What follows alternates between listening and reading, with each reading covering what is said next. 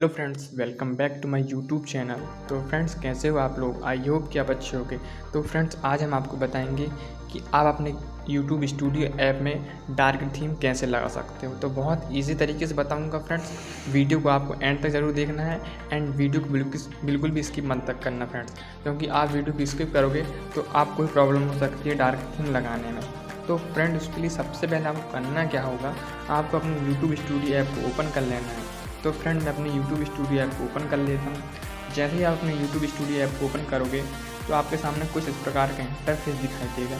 तो आपको सिंपल तरीके से सबसे ऊपर आपको यहाँ देखिए फ्रेंड, लोगो का ऑप्शन दिखाई दे रहा है। अपने चैनल के लोगो पर क्लिक कर देना है एंड जैसे ही आप लोगो पर क्लिक करोगे यहाँ आपको सेटिंग वाले ऑप्शन पर क्लिक कर देना है।